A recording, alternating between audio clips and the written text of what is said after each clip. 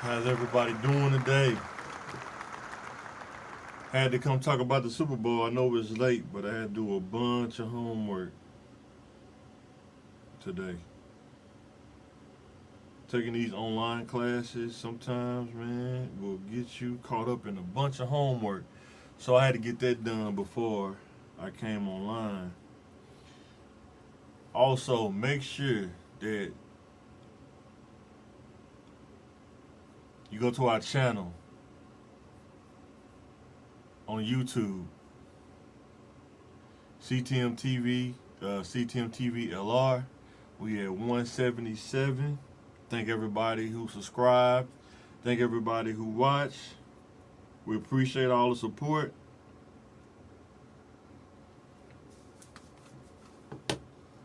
So what we're gonna talk about today is some post-game stuff.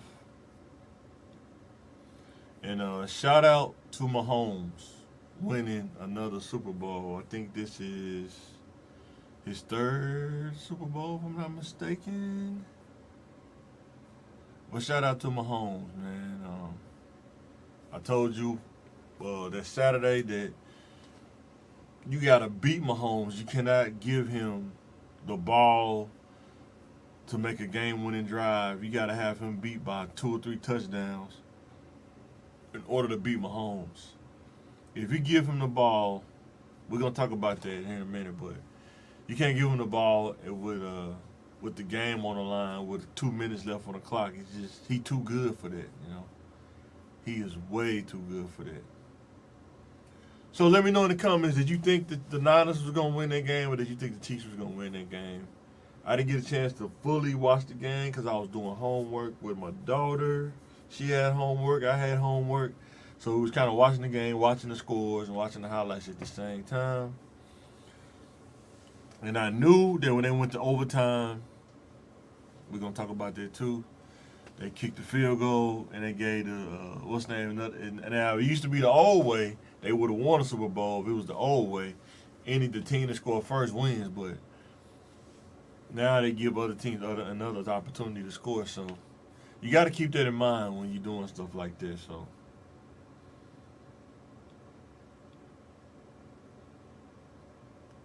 could Mahomes be the best decision maker at quarterback? Let me know that in the comments.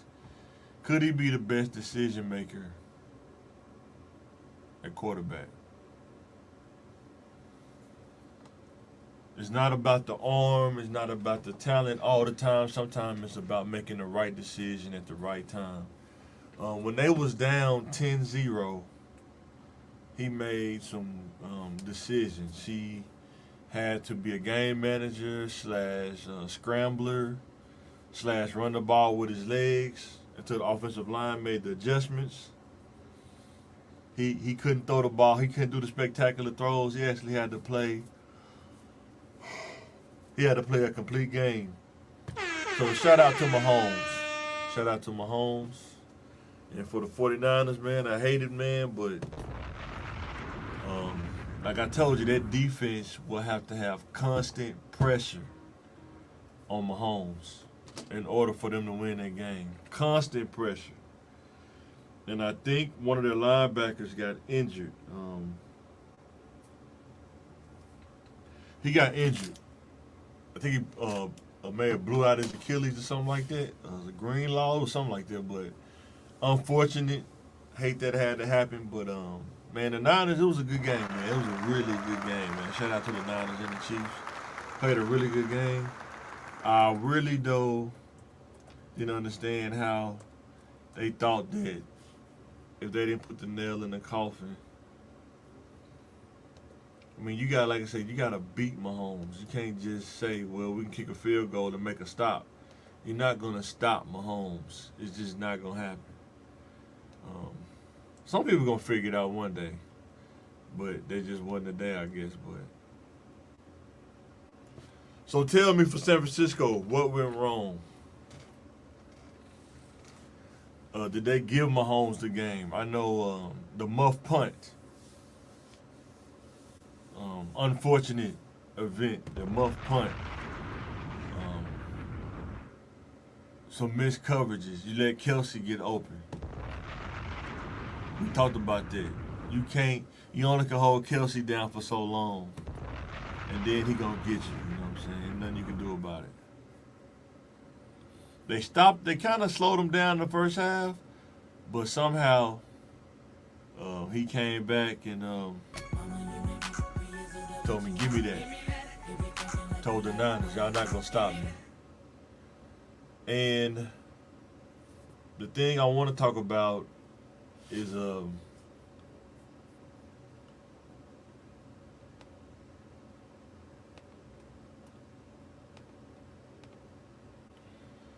this is what I want to talk about.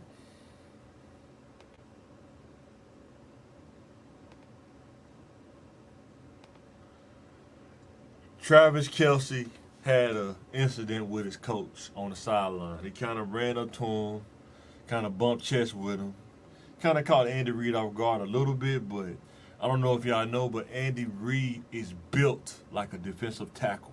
So it wasn't as bad as it looked, but definitely everybody can't do that.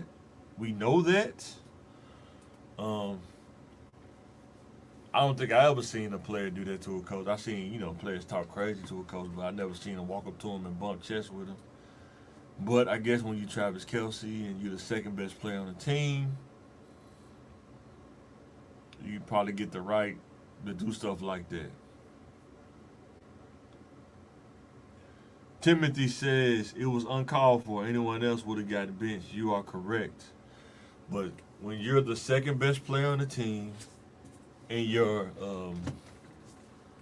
production is more than tolerance, you kind of get away with more things. That's why you got to produce. Now, winning cures all. If they would have lost that game, I'm pretty sure they would have blew that up. But so I almost hate to admit it, but there's a racial element to people's selective outrage. That's true. That is very true. I think that the stuff with race now is so obvious. I mean, with media and everything, of course, a black player would have done that. It probably would have been a whole different, like, if Tyreek or somebody or Chris Jones would have done that, it would have been taken totally different. Matter of fact, they probably could have got arrested, you know what I'm saying, for assault or something. But it's just how the game go, man. You just gotta know how the game is played, and that's just how the game go. It sucks. What can you really do about it? I mean, sometimes you just gotta take it and keep going. You know what I'm saying? I hate that it happened. Things like that does happen in the heat of the game, and it just kind of just goes to show you, man. Some people can get away with stuff, some people can't. It's just how the world works. The world is not fair. Life is not fair. And when you see unfair things, all you can do is just kind of comment on it and give a take on it and keep it moving. You know what I'm saying?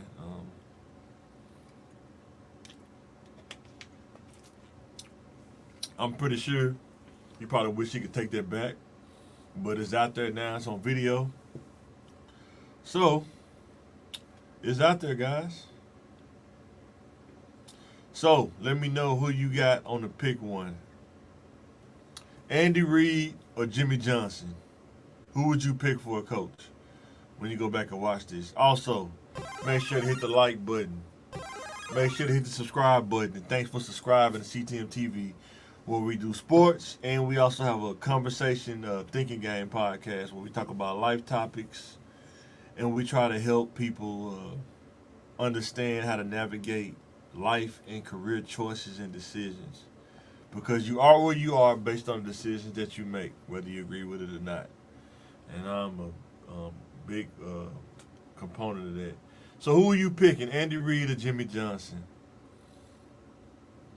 I'm gonna pick. Man, it's a tough one because they both winning coaches. I like Andy Reid because he gave a lot of quarterbacks a chance. He gave Donovan McNabb a chance. I like Jimmy Johnson too. I'm going to go with Andy Reid. Jimmy Johnson, Andy Reid didn't win until Mahomes. That is very true. You got to have the right quarterback. And he had to get Troy Aikman because I think when he first came there, they weren't winning. He had to draft Troy Aikman, Jimmy Johnson. But definitely a good pick though, Timothy. Pretty good pick. Um, Andy Reid, he went to the Super Bowl with McNabb, but they couldn't pull it out though. And Jimmy Johnson, he did win in college as well. Jimmy Johnson had a really good pulse of his team too. He could really um, keep that team together. I don't know what it was about him, but he had a real good pulse on the players that most people would think was trouble to deal with players. He had a pulse. He knew how to get the best out of those players. You know what I'm saying? So shout out to Andy Reid and Jimmy Johnson, both great coaches. So shout out to them. What's the next slide? So the question is, can Mahomes be stopped in these kind of games? What could the 49ers have done better in that Super Bowl to try to stop Mahomes?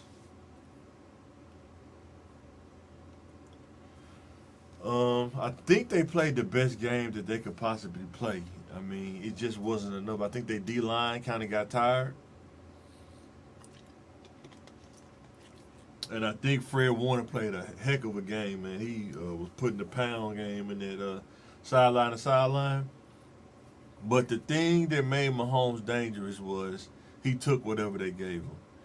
If you don't give him the pass, he'll throw it away. If you give him the lane, he'll run the ball. They wasn't expecting him to do all those things. I mean, they even ran an option play where he ran an option and it was like wide. I mean, he had an open lane right there. So,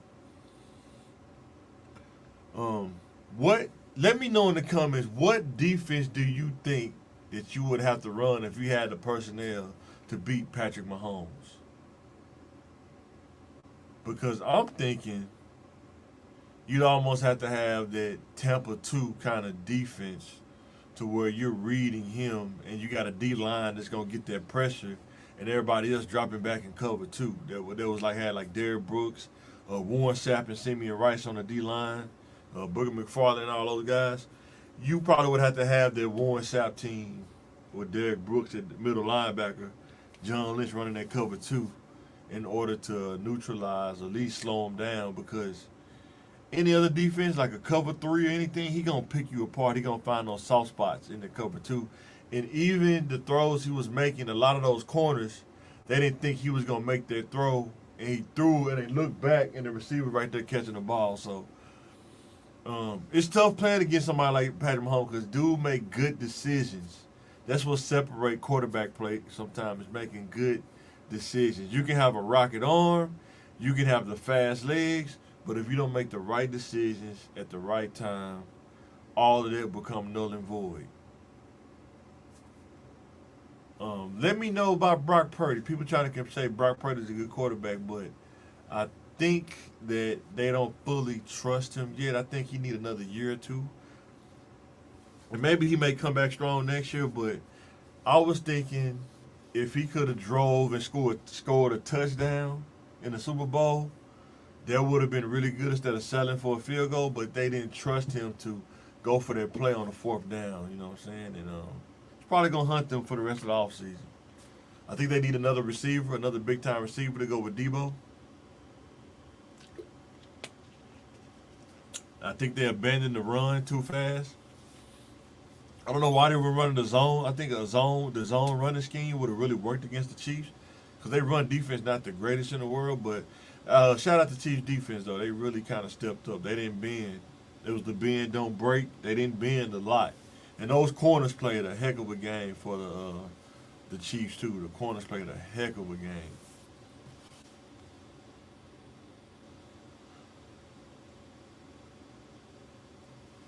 So, the play of the game. Let me know if you thought this was the play of the game. I did. Uh-oh. He said, what am I doing?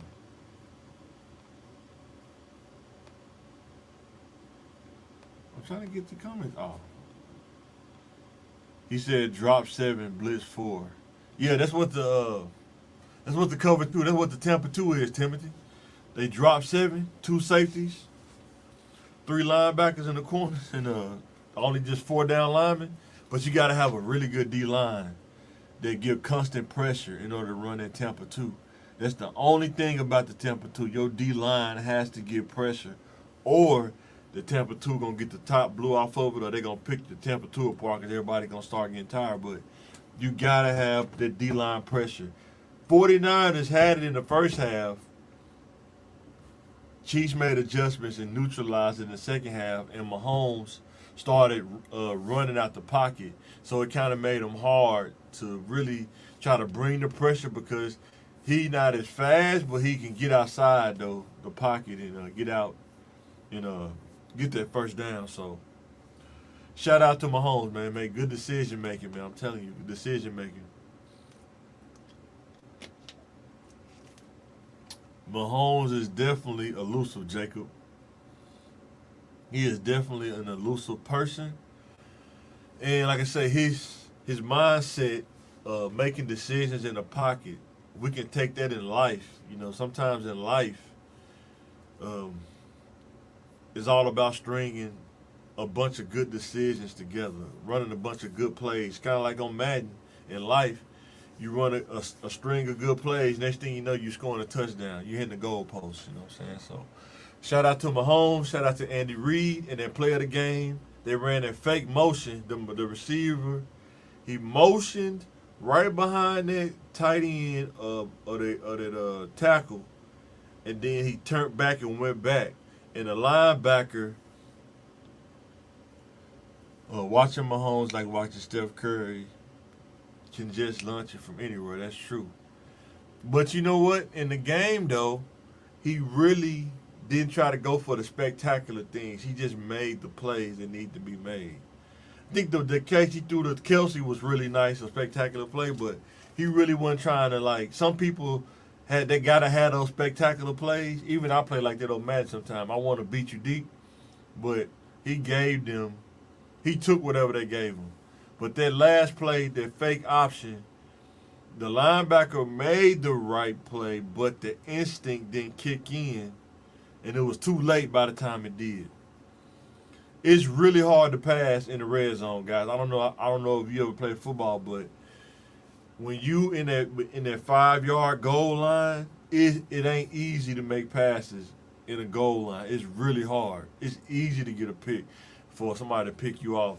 So when he ran that fake motion and went back in, he didn't even believe he was that open. When he threw the ball to him and he caught it, he was like, "Why? Ain't nobody behind." He was wide open because they had to do the check downs. Everybody got their man. They thought he was going to motion to the other side.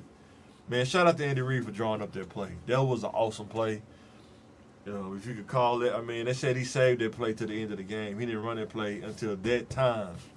So, shout out to Andy Reid for calling that play, and shout out to Mahomes for executing. Because that's what it's all about, making good decisions and executing. In life, the more that you can execute, make good decisions, and execute on. Yeah, and he said, like I say, even in Madden, it's hard in the red zone. It is, man. It's really hard to score in a short field. It's easy to pass when you're in the middle of the field because you got a lot of room and stuff like that, but you got to be good decision making and a good, be able to see and anticipate where to throw the ball before you throw the ball. You can't just throw it right when the receiver opens. You got to get it there before the receiver get open. Not a lot of people do that. You think about like Justin Fields, a lot of these quarterbacks that struggle to throw the ball. It's because they want to throw to somebody that's wide open. But in the NFL, nobody is really just wide open. You got to anticipate. Even when he threw the ball to their receiver, I think he threw it to his outside shoulder instead of inside to where somebody could come downhill and get it. So he threw it to his inside shoulder so he could catch the ball and turn and get in that end zone. So shout out to the Chiefs, man. Those receivers, I think they only dropped like maybe 1 or 2 balls that game. Shout out to them. It was a great game. Great comeback from the Chiefs. Like I say, to beat the Chiefs, you got to get up on them by 3 or 4 touchdowns if you can even do that. And you got to stay with the pressure. You got to put them on the ground. If you can't put them on the ground, you're going to lose the game. That's just how it is. Yeah, he said throw them open. That's what Patrick Mahomes do. He throw his receivers open.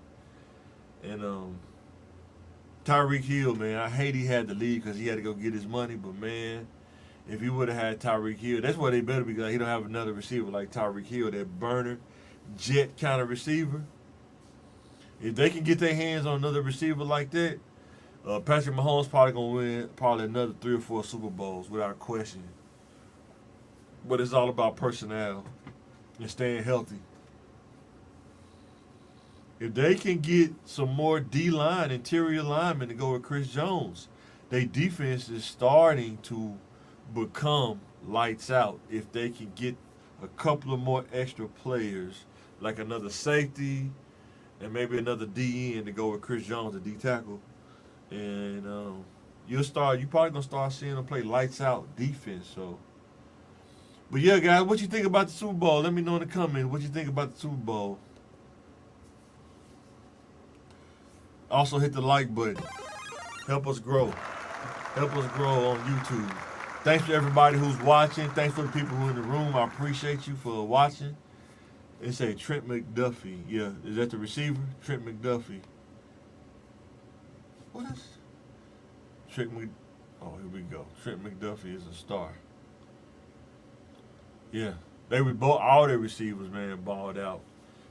Even the running back, Pencola. But I don't want to say I'll mess up his name, but running back did really good as well. Yeah, cornerback for the Chiefs definitely held it down. I mean, they stopped the touchdown. It was I think Purdy tried to throw it over the corner head. He turned his head and knocked the ball down. That's not easy to do in real time. That's really hard to do. But he did it. Played really good defense, man. Shout out to the corner. Man, shout out to Jacob and Timothy, man, for coming, man. Appreciate y'all for coming, man. Appreciate that. Shout out to y'all, man. Shout out to y'all, man. But what do you think about next year? Who do y'all think? Are you think the Chiefs gonna repeat next year, or you think they're gonna have to get some more players in the draft, try to re-up for next year, go for the three-peat? What you think about that?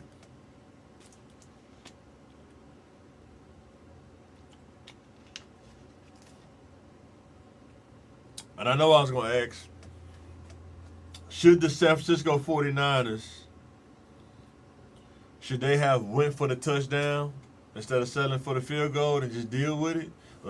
Or were they right to get the 3 points? Because it seemed like that, they should have, they need wide receivers, and Kelce getting old. He playing limited snaps now.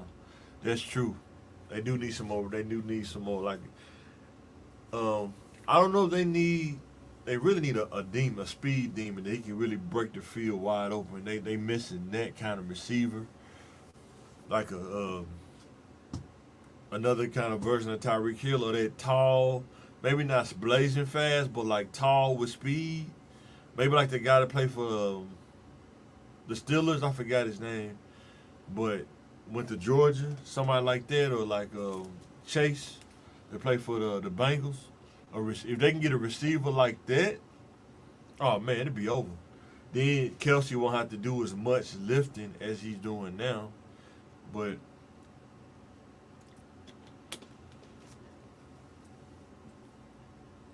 they're gonna have to actually get a line too. They're gonna have to get some more tackles. They're gonna have to get some more tackles because of the injuries to their offensive line. You're right, Mahomes made it work, but not always going to be able to do that. That's true. And it's only going to work so far. But Andy Reid's really good at working with what he has. I don't know what it is about Andy Reid doing that. That's why I kind of picked him versus Jimmy Johnson. He always know how, even with the Eagles, their O-line wasn't like the greatest in the world, but he always knew how to run a scheme to kind of keep his O-line from being overstressed. So you remember how frustrated Brady got New England towards the end. Well, here's the thing about Brady that people don't talk about, Jacob. Jimmy G was supposed to be the replacement for Brady. But Brady did not want to get replaced by Jimmy G. So he went up to Robert Kraft and complained about it. and Kraft made Belichick trade Jimmy G. Now the question is, what if Jimmy G, if Bill Belichick put Jimmy G in to replace Tom Brady, how would it have turned out if he was able to trade Tom Brady, get value for him, and then put Jimmy G in? Because you remember, they plugged Jimmy G in San Francisco and they went to the Super Bowl. But he wasn't a quarterback that was going to win you the game. But for Bill Belichick, he wouldn't have wanted him to win the game. He just wanted him to manage the game and make the throws to the tight end and, do a couple of, slant routes and stuff like that. So let me know in the comments what you think about that. What if Kraft would have let Belichick replace Tom Brady when he wanted to with Jimmy G? Would Belichick run have extended? Because Belichick, in my opinion, took it personal when Kraft took the side of Tom Brady, because all the other players he did that with was Seymour, all kind of guys. William McGinnis, he traded those guys right before, at the end of their prime, to get value for them. Think about what kind of value he could have got for Tom Brady if he would have traded him. Bill would have to be fired. Jimmy G is made of glass. He was made of glass, but he got to San Francisco to the Super Bowl though. Think about what Bill Belichick would have did with him. You know what I'm saying? So I don't know. Just a thought, because you remember he gave Jimmy G away to San Francisco for a second-round pick. For the record, I don't like Jimmy G. I don't like him either. But what I'm saying is Bill Belichick drafted him, and he was going to plug him in to keep that train rolling. But when Tom Brady, in my opinion, when Tom Brady went in and complained to Kraft made him trade Jimmy G, I knew that it was only a matter of time before everything breaks up and come crashing down. And then once he did that, Tom Brady left, went to Tampa Bay, won a Super Bowl. That made Belichick look even worse. And Bill Belichick couldn't really rebound from that point on, because the quarterback that he had to replace Brady, he traded him to San Francisco. And he didn't have no other replacements. So Jacob asks, does Bill Belichick coach again? I don't know. I think he does, but I think he may have to wait until the season starts. For some reason, I can see the Cowboys still maybe want Bill Belichick, but I can't see him and Jerry Jones getting along.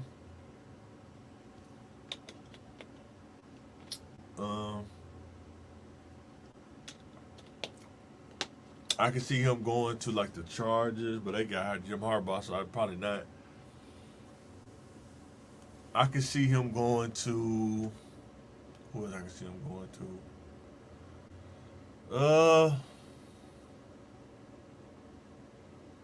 I don't know. Okay, there's a lot of teams he could really go to that I think they wouldn't give him the power that he had in New England. I think he still wants that power that he had in New England. And I don't think he's going to get that unless it's some team that really needs a coach. So the jury's kind of still out on that. Maybe the Texans. I can't see him being in Jacksonville, because I can't see them giving him the power that he wants. Well, I take that back. They gave Urban Meyer that much power, so I don't know, man. That's a good question. Maybe he could go to Jacksonville. That'd probably be pretty good for him. I think Atlanta would have been a really good team for him. They just didn't want him. But yeah, guys, make sure to hit that like button. Make sure to hit that subscribe button, whoever go back and watch this. Let me know in the comments what you think. What would you like to hear us talk about in future episodes? I would like to thank Jacob and Timothy for coming, keeping the live going. I'm about to get ready to go to bed, get ready to go to work tomorrow. Had to come back to the studio, make this real quick. Shout out to the 49ers. Shout out to the Chiefs for winning their Super Bowl, another Super Bowl. And unfortunate for the Shanahans, he got there once again, but lost. But I think he's on the verge of winning one. It's just unfortunate he got to go through Mahomes to do it. And Mahomes ain't the one. He not going. But I want to say that